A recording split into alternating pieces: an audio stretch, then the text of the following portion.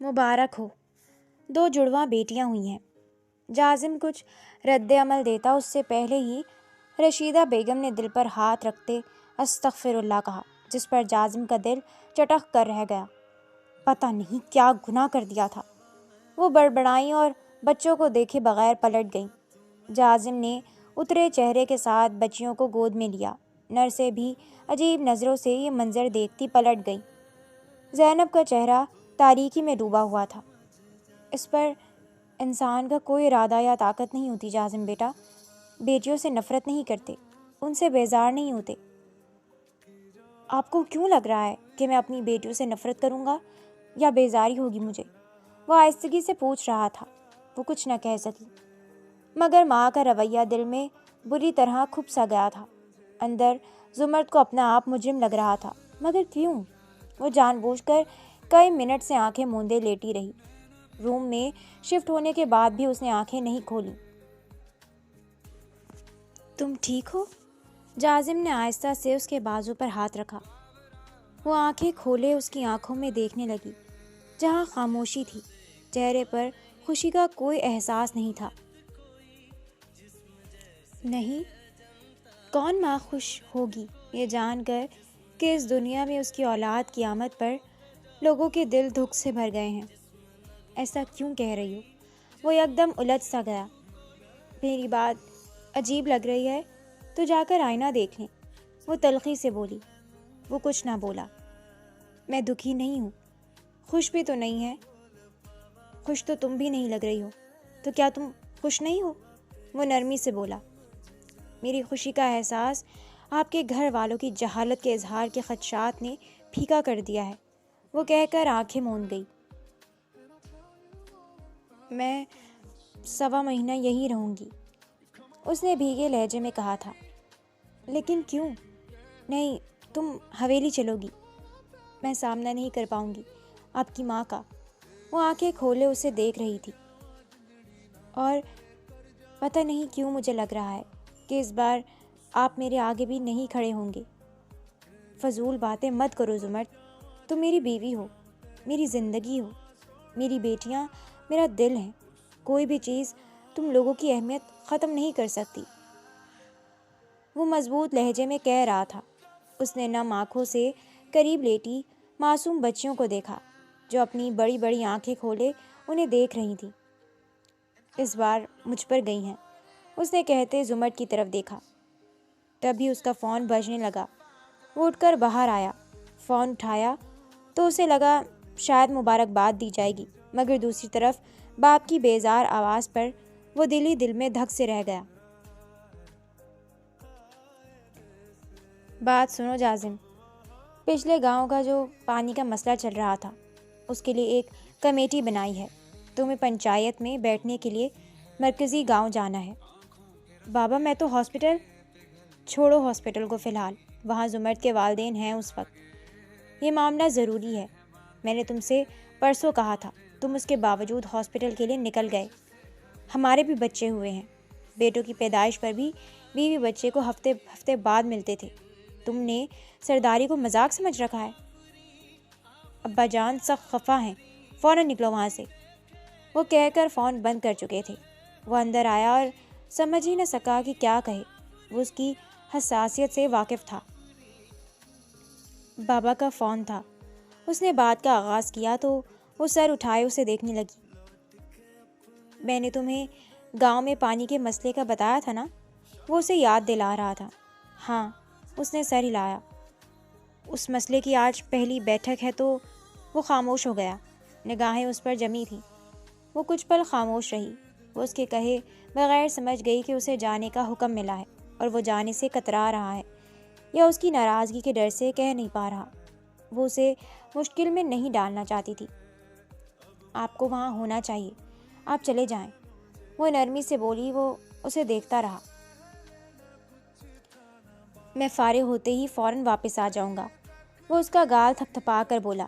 زینب خاموشی سے منظر دیکھتی رہی۔ تو میری بیٹی بھی سمجھدار ہو گئی ہے، وہ آہستگی سے مسکرائی۔ اس کے جاتے ہی وہ بولی تھی اور وہ مسکرا بھی نہیں سکی، بس ایک گہری سانس لی۔ پتہ نہیں کب اس کے بنا کہے اس کے دل کی الجھنیں سمجھنے لگی۔ میں نے کبھی اظہار نہیں کیا کھل کر مام، مگر میں اس سے ایسی محبت کر بیٹھی ہوں جیسی آپ نے ڈیڈ سے کی، اور میں ہمیشہ آپ کا مذاق بنایا کرتی تھی۔ وہ اداس تھی اور زینب کے پاس اسے تسلی دینے کو کچھ بھی نہیں تھا۔ وہ چلا گیا تھا مگر رابطے میں تھا، اور کرتے کرتے 15 دن گزر گئے مگر وہ واپس نہ جا سکا۔ دن میں 3 بیٹھکوں میں اسے حصہ لینا پڑ رہا تھا، جسے سارے گاؤں کی ذمہ داری اس کے کاندھوں پر اچانک ہی ڈال دی گئی تھی۔ اس کے باپ نے دبے لفظوں میں اسے دوسری شادی کا مشورہ دیا، جسے اس نے صاف لفظوں میں رد کر دیا تھا۔ وہ سمجھ رہا تھا کہ ان کا اچانک یہ زور، یہ ذمہ داری اور یہ معاملات کیوں شروع ہو گئے تھے، کیونکہ جازم اب 4 بیٹیوں کا باپ ہو گیا تھا۔ سرداری پکی ہونا لازمی تھا۔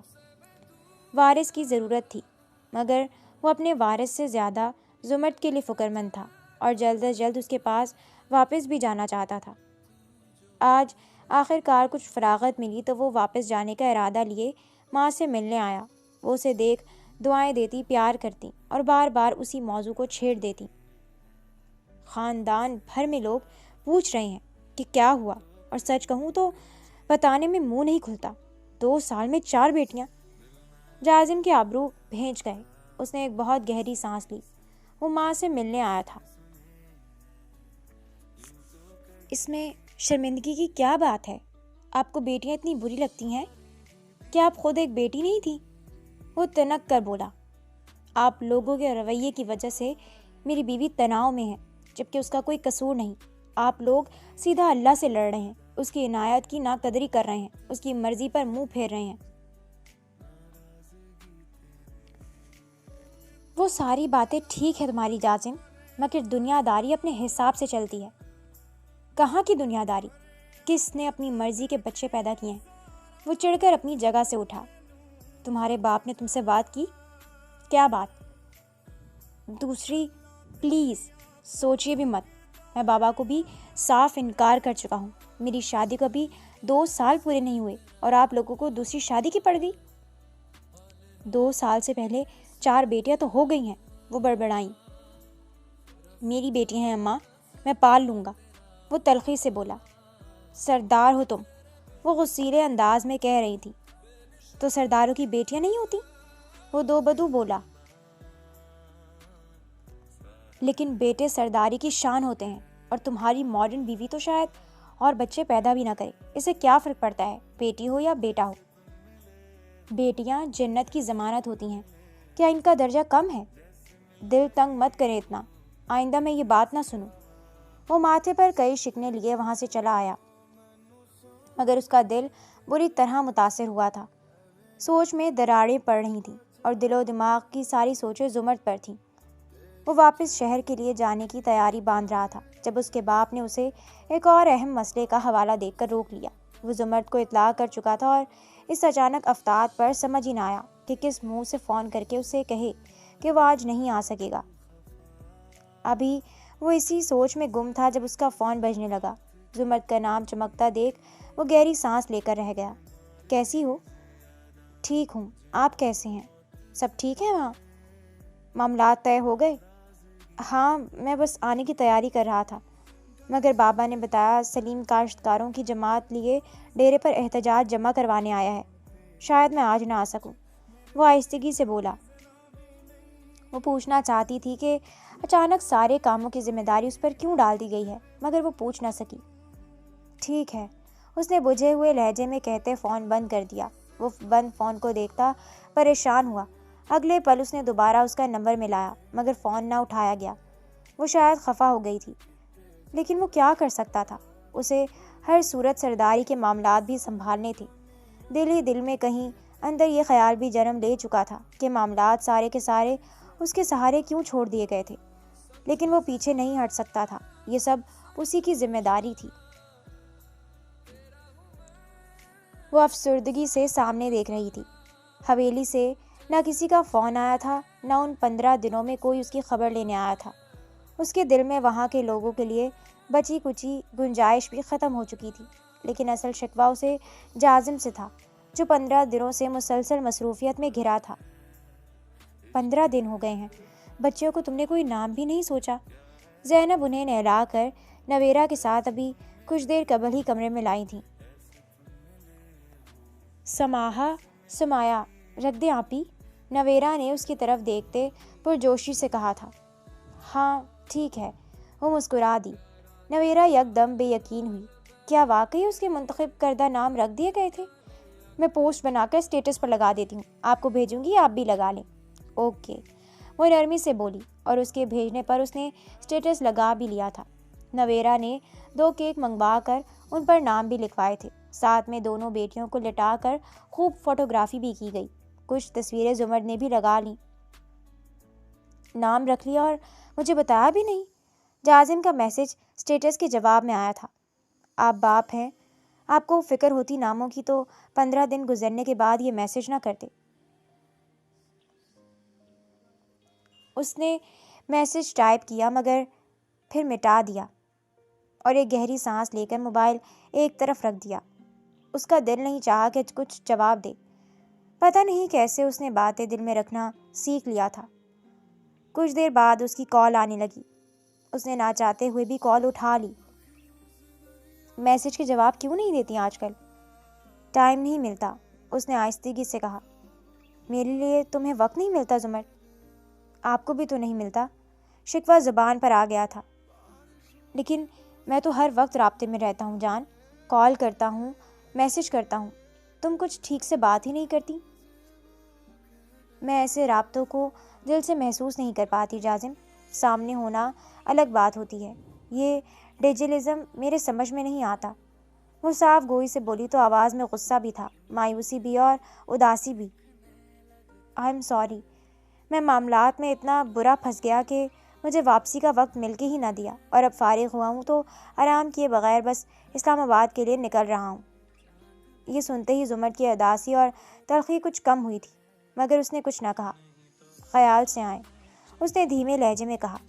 बात सुनो मैडम, तुम्हारा ये धीमा उदास और गमगीन रूप की दिलकशी अपनी जगह, मगर मुझे अपनी लड़ाकू तेज़ और पुरानी जुमर्द ही चाहिए। मेरे आने तक ये उदासी वगैरह नहीं चलेगी, वरना वहीं से वापस लौट आऊँगा। तो लौट जाए, मैं रोकूंगी थोड़ी, वो तिनक कर बोली। वो हंस दिया। तुम रोकती नहीं हो जुमर, मगर कहीं और रहने भी नहीं देती, सारा सुकून छीन लेती हो। मैंने क्या किया है? वो फिर चिढ़कर बोली। प्यार में पागल किया है, अब कहीं सुकून नहीं आता मुझे तुम्हारे बगैर, और तुम खुद भी शायद दिल में दुआएं करती हो। जाजिम तुम्हारे बगैर कहीं रहे तो बस फीका फीका, उदास और मुरझाया हुआ ही रहे। मुझे तो यही लगता है। दिल चाह रहा है आपकी कहीं दुआ पर आमीन कह दूं, मगर इतनी खुदगर्ज नहीं हूँ। आप जहाँ भी रहें मेरे बगैर भी तो खुश और सुकून से रहें। तुमने ये दुआ भी की तो मुझे बुरा लगा। वो मुस्कुराया और वो हंस पड़ी। बहुत फजूल बोलते हैं। मैं फ़ोन रख रही हूँ। रख दो, मैं पहुँचता हूँ। फिर राब्ता मुनक़ता हो गया था और वो बेख्तियार मुस्कुराती चली गई। वो आ गया था और जुमर के सारे रंग निखर गए थे। वो उसे देखकर सारे शिकवे भूल गई थी। उसकी मुस्कुराहट, मोहब्बत भरी निगाह और फिक्र ने जुमर को फिर पिघला दिया था। वो उसके ज़म में पर पिघलने की आदी होती जा रही थी। ऐसे ही मुस्कुराती रहा करो, मुस्कुराने की वजह देते रहा करें तो मुस्कुरा भी दूंगी। वो बोली तो लहजे में शरारत के साथ ख्वाहिश भी थी।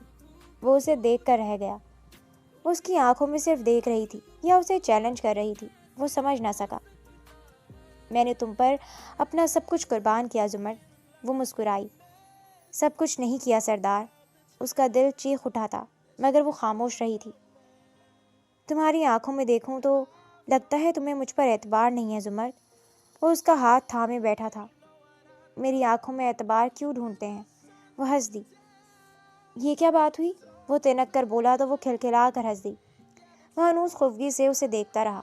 वो हंसते हंसते हंसी पर काबू पाते चुप होकर उसे देखने लगी। आंखें नम थीं या हंसने के बायस नम हुई थीं, वो खुद भी समझ ना सकी। तुम किसी खौफ का शिकार हो क्या जुमर? किस खौफ की बात कर रहे हैं? वो संजीदा होकर उसे देखने लगी। खौफ तो बहुत ज़्यादा थे। वो किसकी बात कर रहा था? तुम्हें क्या बात डराती है? कोई भी बात मुझे नहीं डराती जाजिम। मैं क्यों डरूंगी? वो जी कड़ा कर बोली। تو وہ ہنس دیا۔ کمزور پڑ کر بھی مضبوط دکھنا اس کی ازلی عادت تھی۔ وہ اسے ہی دیکھ رہی تھی۔ جب جازم نے قریب ہوتے اسے اپنے ساتھ لگایا، ایک سکون بھرا احساس رگ و جان پر اترتا محسوس ہوا۔ زمرد کا دل بھر آیا تھا۔ کیا وہ اسے کھونے سے ڈرنے لگی تھی؟ دل کر لایا، اچھی بات ہے، کبھی بھی مت ڈرنا، میرے ہوتے ہوئے تمہیں ڈرنے کی کوئی ضرورت نہیں۔ وہ بولا تو زمرد نے اس بات میں گردن ہلا دی۔ 2 دن بعد جازم نے اسے واپس چلنے کا کہا تو وہ کچھ ہچکچاہٹ کا شکار ہوئی۔ جازم اس کی کیفیت سمجھ رہا تھا۔ اب واپس چلنا چاہیے، میں تمہارے اور بچوں کے بغیر سکون سے نہیں رہ سکتا، اور وہاں ہونا بھی ضروری ہے۔ اب وہ تمہارا گھر ہے، تم میری بیوی ہو، سردار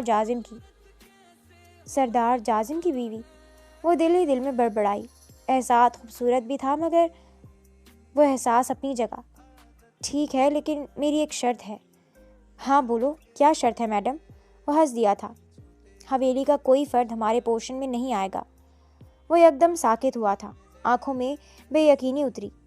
مجھے معلوم ہے آپ کو میری شرط عجیب یا غلط لگ رہی ہوگی، مگر میں اپنی بیٹیوں کو طنز اور طعنوں کے لیے نہیں چھوڑ سکتی۔ اس کا لہجہ آہستہ سے بدلا تھا۔ میں کہہ دوں گا سب کو کہ بلا ضرورت بے وجہ ہمارے پوشن میں داخل نہ ہوں۔ وہ اس کی آنکھوں میں دیکھتا کہہ گیا۔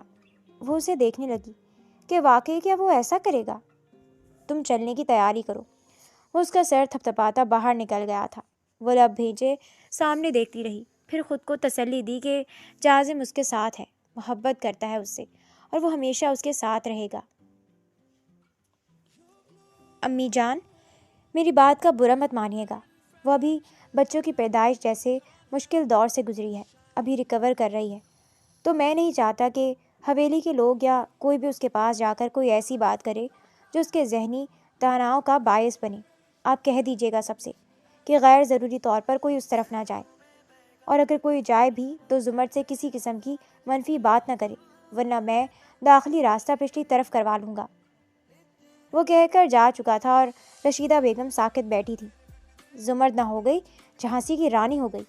وہ میز پر ہاتھ پٹک کر بولی، میں کیسے سب سے کہہ دوں کہ اس محترمہ کے گھر نہ جائیں؟ اور ویسے بھی کون سا سب تڑپے جا رہے ہیں اس کی پلٹن کو دیکھنے کے لیے؟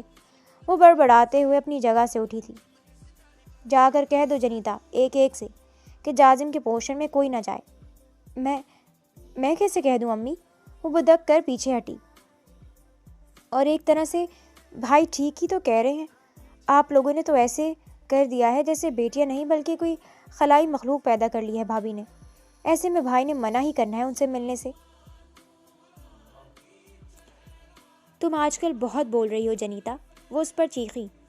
اچھا نہیں بولتی، پتہ نہیں کیسے بھول گئی کہ میں بھی تو بیٹی ہوں، اچھا ہوا ایک ہی ہوں، ورنہ تو آپ کا اور ہمارا جانے کیا ہوتا۔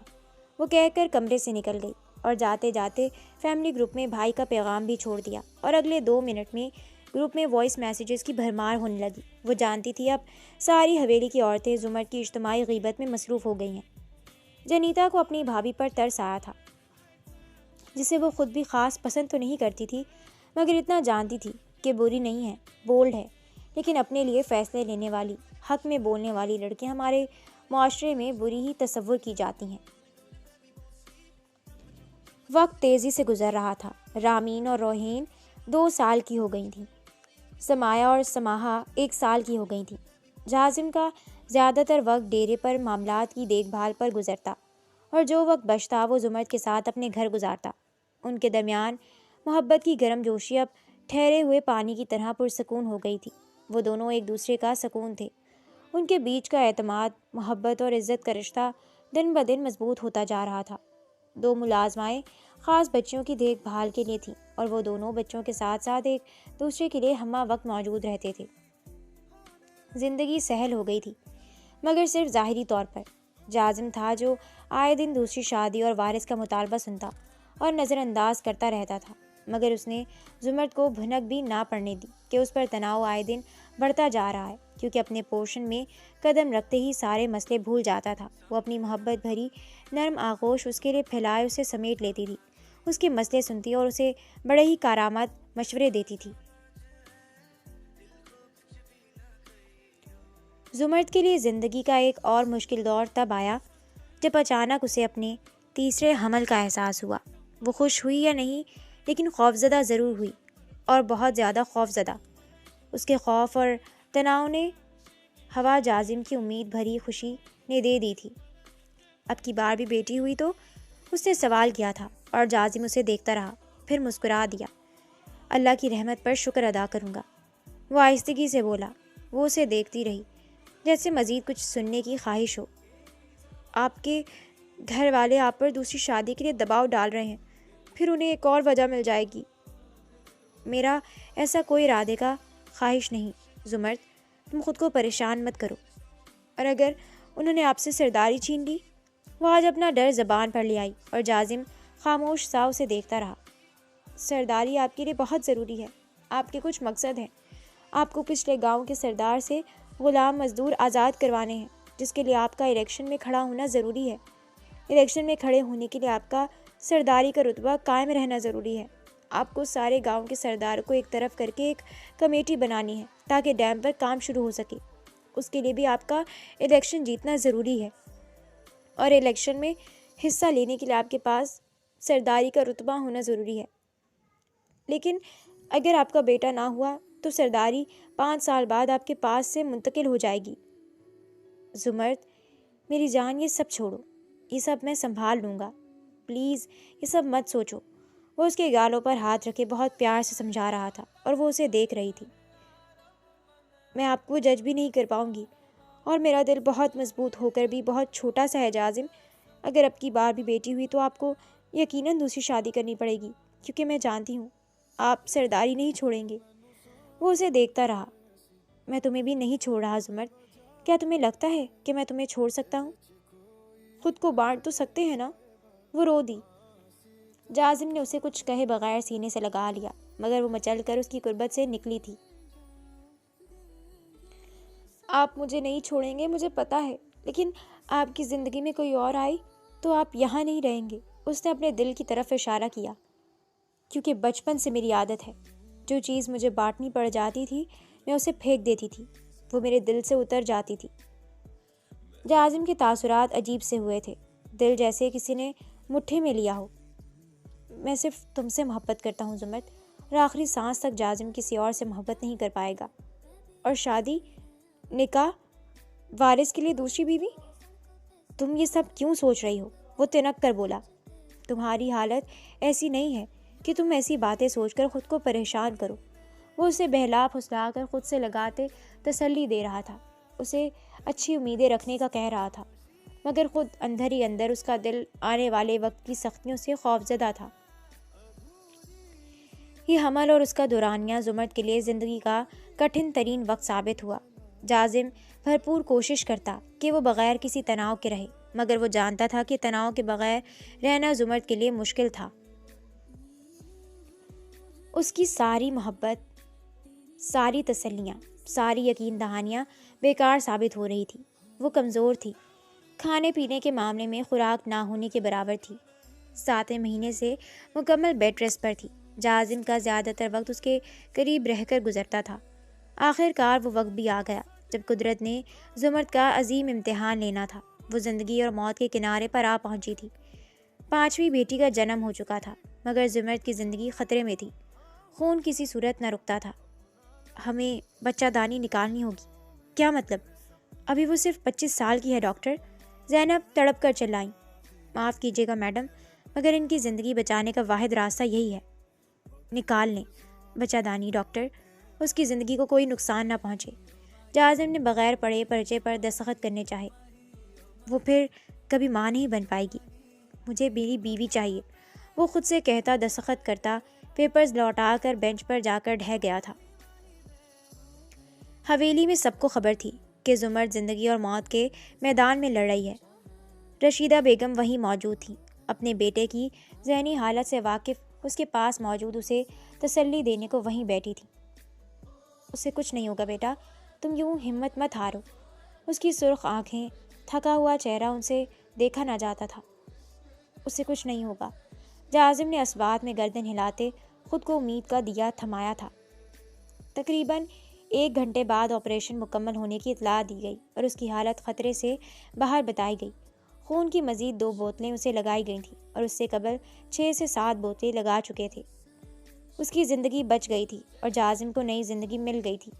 وہ اس کے سرہانے بیٹھا اس کا ہاتھ تھامے کئی منٹ تک اسے تکتا رہا تھا۔ وہ نڈھال سی آنکھیں کھولے اسے دیکھ رہی تھی۔ میں ٹھیک ہوں، وہ آہستگی سے بولی۔ میں بھی، وہ شکستہ لہجے میں بولا۔ وہ اسے بتا نہیں پایا کہ پچھلے گزرے کچھ گھنٹے اس کے لیے پل صراط تھے اور اگلے دن سارے گاؤں کو معلوم ہو چکا تھا۔ سردار جازم اپنی بیوی کے صدقے میں 7 گاؤں میں 3 دن تک لگاتار مرغ و مسلم تقسیم کرواتا رہا تھا۔ گاؤں کی عورتیں زمرد کے نصیب پر حیرت زدہ تھیں۔ جوان لڑکیاں حسد و حسرت کی تصویر بنی تھیں۔ غربت میں بٹے گھروں میں 2 بیٹیوں کے بعد تیسری اولاد کے انتظار سے قبل دوسری شادی کر لی جاتی ہے کہ اولاد نرینہ جلد از جلد پیدا ہو، اور یہاں سردار کی بیوی 5 بیٹیوں کو جنم دے کر اپنے صدقے اتروا کر گاؤں کے گاؤں سیر و شکم کروا رہی تھی۔ قسمت ہو تو ایسی۔ 4 سال میں 5 بیٹیاں جنم دے کر ساری زندگی کے لیے بانجھ ہو کر اپنے صدقے اتروا کر 7 گاؤں میں لنگر بٹوانا صرف بی بی زمرد کا ہی کارنامہ ہو سکتا ہے۔ رشیدہ بیگم جلی بھونی بیٹھی تھیں۔ وہ تو امید لگائے بیٹھی تھی کہ وہ زندگی سے ہاتھ دھوئے اور جازم کی جان خلاصی ہو۔ ڈاکٹر تو نا امید تھے۔ نرس کو میں نے خود کہتے سنا تھا کہ 2 منٹ کے لیے اس کی سانس چلی گئی تھی۔ نصیب ہے، زندگی لکھی تھی، کیا کہہ سکتے ہیں۔ وہ ٹھنڈی آب بھر کر بولی۔ وہ تو جازم کے لیے خاندان بھر کی نئی جوان ہوئی لڑکیوں کو تصور میں لا کر رد کرتی رہی تھی، مگر یہاں تو ان کی ساری امیدیں ہی رد ہو گئیں۔ جازم نیا اس کی زندگی کے خوف سے نکل کر آیا ہے۔ دوسری شادی کا کہنا فی الحال تو کم عقلی ہی تھی، مگر اب تو شادی ناگزیریت میں شامل ہو گئی تھی۔ 3 سال بعد الیکشن تھے اور جازم کی سرداری کی مدت کو بھی 5 سال پورے ہو جانے تھے۔ تب وہ الیکشن میں حصہ لے سکتا تھا، مگر اس کا کوئی وارث نہیں تھا۔ دوجا وہ کم عمر بھی تھا، کہنے کو تجربہ بھی نہیں تھا۔ یقیناً وہ یوں ہی الیکشن میں نہیں حصہ لے گا۔ پوزیشن مضبوط ہونا لازمی تھی۔ جس کی اپنی سرداری کا رتبہ کچا ہو، اسے الیکشن میں سپورٹ کس نے کرنا تھا۔ جازم کی فکریں دن بدن بڑھتی جا رہی تھیں۔ وہ زمرد کے پاس ہوتے بھی اکثر کسی مراقبے میں کھو جاتا۔ زمرد دیکھ رہی تھی وہ آج کل پریشان سا رہتا۔ اس پر نہ صرف دباؤ بڑھتا جا رہا تھا بلکہ وہ خود بھی یقیناً کمزور پڑ رہا تھا۔ زمرد کو اپنے ہاتھ خالی ہوتے دکھائی دینے لگے۔ وہ راتوں کو ڈر جاتی، مگر ڈر کا اظہار کیے بغیر چپ چاپ لیٹی رہتی، پہلے کی طرف لپٹ کر جازم کے سینے میں پناہ نہ لیتی۔ میں نے تمہارے لیے لڑکی دیکھ لی ہے، تمہاری پھپھو کی دیورانی کی بیٹی ہے، فروا۔ تمہارے باپ نے مجھے پچھلے ہفتے آخری وارننگ دے کر رشتہ پکا کرنے کا حکم دیا ہے۔ میں کچھ نہیں کر سکتی، رشتہ پکا ہو گیا ہے اور جمعے کو بارات لے کر۔ میں کوئی بارات لے کر نہیں جاؤں گا۔ وہ بپھر گیا، اس کا سانس تنگ پڑنے لگا۔ زمرد کا خیال اسے بے چین کر گیا۔ تو پھر ٹھیک ہے، پھر یہیں بلوا کر نکاح پڑھوا کر یہیں رخصت کر دیں گے۔ وہ اٹھ کر چلی گئیں اور جازم حیران رہ گیا۔ نفی میں گردن ہلاتا وہ اپنے باپ کے پاس آیا تھا۔ وہ پہلے ہی آنکھیں ماتھے پر لیے بیٹھے تھے۔ میں ابھی دوسری، پھر کب جازم؟ تم ہمارے خاندان میں واحد فرد ہو جو واقعی سرداری کا اہل ہے۔ تم ایک نہیں 7 گاؤں کے مرکزی سردار ہو، اور اس کا مطلب تم اچھی طرح جانتے ہو۔ بہت سی شرطیں ہوتی ہیں، بہت سے تقاضے ہوتے ہیں، اور مرکزی سرداری کا سہرا اسی کے سر آتا ہے جس کے پاس منتقلی کی جائے، یعنی تمہارا بیٹا ہونا لازمی ہے جازم۔ مرکزی سرداریت چھن جائے گی تو کسی اور کے پاس جائے گی۔ ہمارے پاس حویلی میں کسی میں اہلیت نہیں، وہ سب 20 سال کے کم کے ہیں۔ صرف تم ہو عمر، عقل، ذہانت کے لحاظ سے جو اس وقت سردار بنا رہ سکتا ہے ہمارے خاندان میں۔ صرف تمہاری بیوی کی محبت میں ہم خاندانی مرکزی سرداریت سے ہاتھ دھو بیٹھے۔ وہ حلق کے بل چلائے تھے اور جازم خاموش رہ گیا تھا، اور خاموشی سے نکل کر اپنے پوشن میں آیا تھا جہاں زمرد اپنی سب سے چھوٹی بیٹی کو گود میں لیے بیٹھی اسے کھلا رہی تھی۔ سنہرے بالوں کی لٹیں چہرے پر بکھری تھیں۔ اسے دیکھ آنکھیں چمکنے لگیں۔ وہ مسکرائی اور مسکراہٹ ادھوری رہ گئی، شاید اس کے تاثرات دیکھ چکی تھی۔ سب ٹھیک ہے؟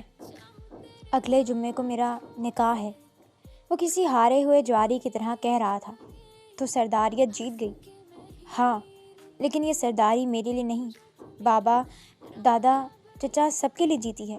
میرے کاندھوں پر بوجھ ہے زمرد، یہ سرداری نہ میں نے اپنی مرضی سے چنی تھی، نہ اپنی مرضی سے چھوڑ سکتا ہوں۔ میں سرداری سے دستبردار ہوا تو ہمارا خاندان مرکزی، میں جانتی ہوں جازم، اصول و ضوابط سب جانتی ہوں۔ اسی پل ملازمہ آئی اور اس کے ہاتھ سے جنت کو لے گئی۔ وہ سرخ انگارہ آنکھیں لیے جازم کو دیکھ رہی تھی، جو قابل رحم لگ رہا تھا۔ شاید اس وقت بری طرح ٹوٹا ہوا تھا۔ ایسے حالات میں زمرد ہمیشہ اسے سمیٹ لیتی تھی، مگر آج وہ نہیں سمیٹے گی۔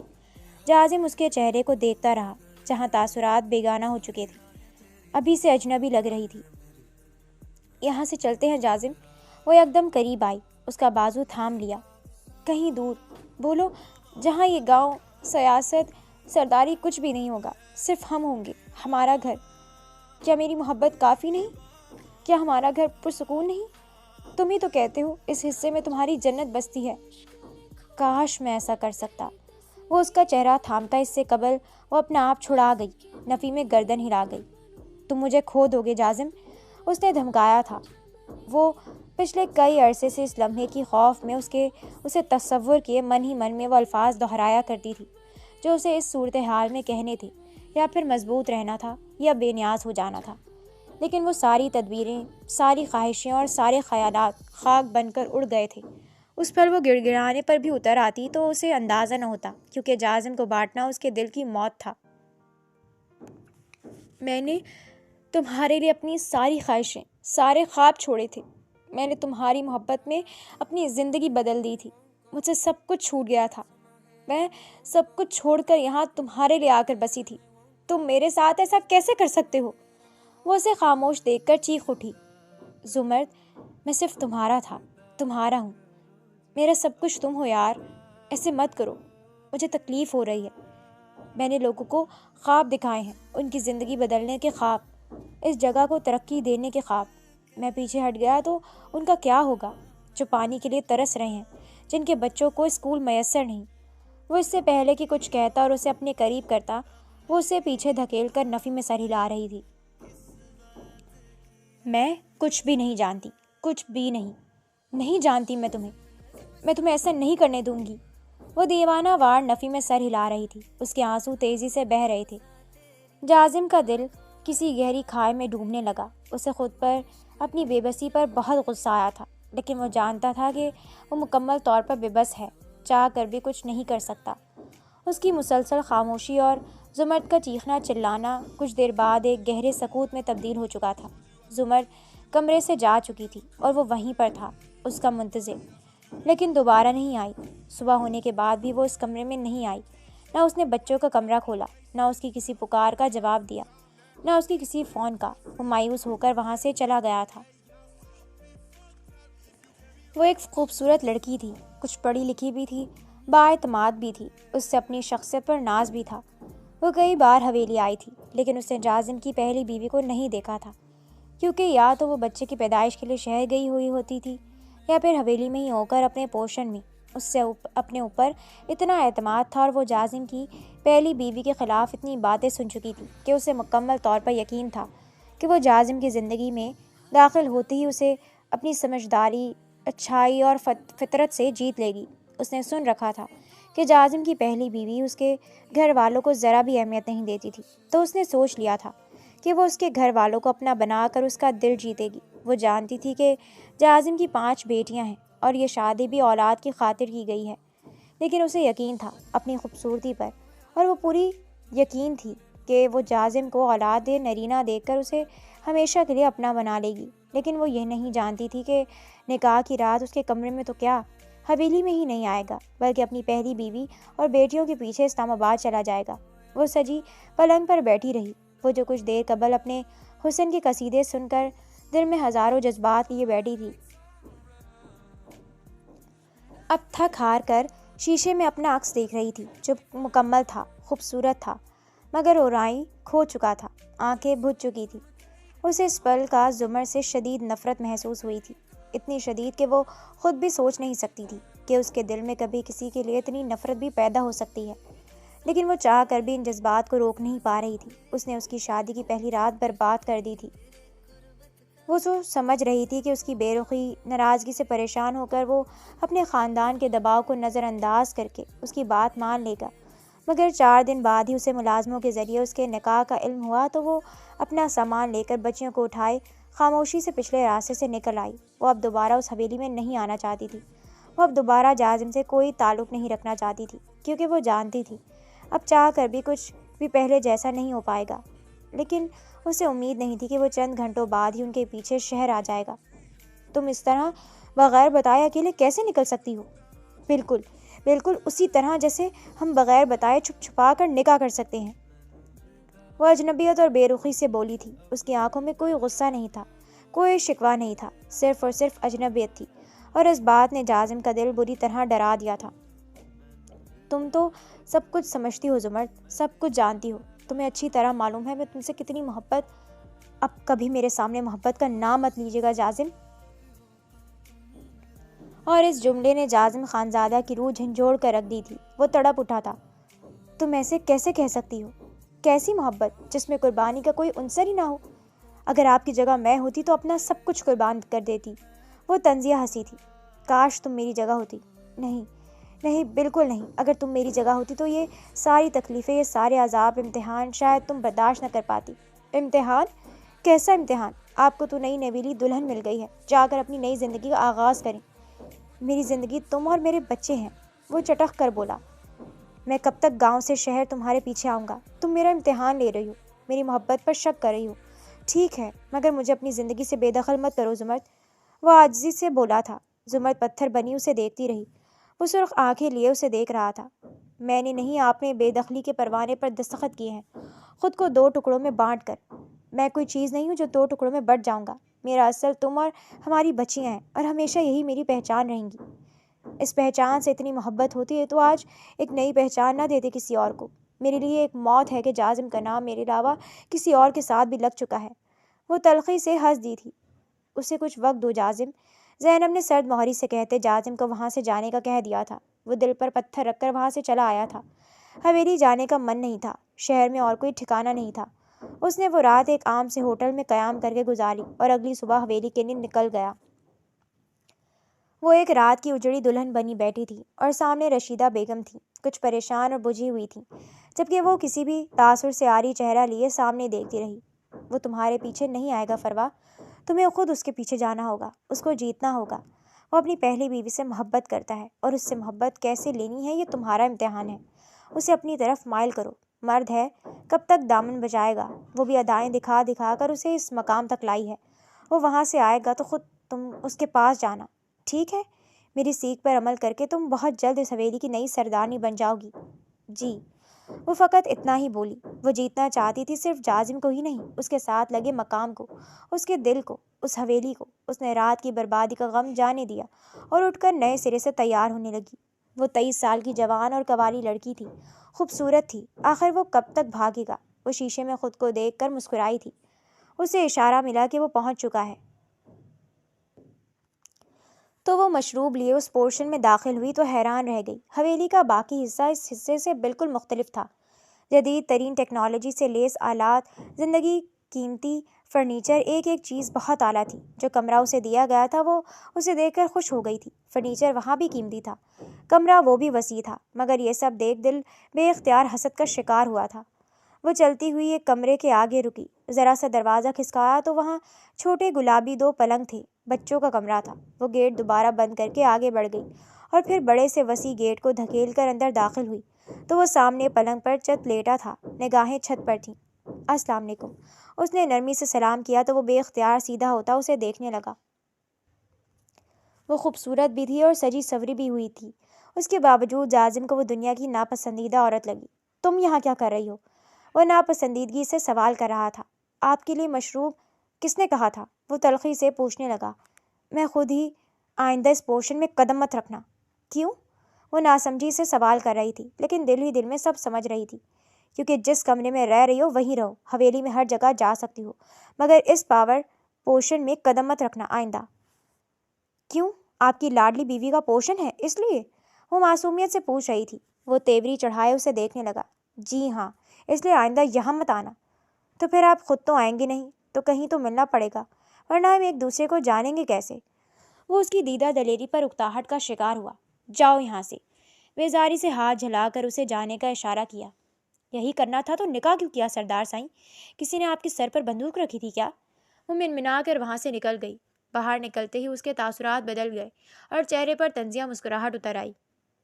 خود اپنے پیروں پہ چل کر مجھے اس پوشن میں لے کر آئیں گے آپ سردار جازم خانزادہ؟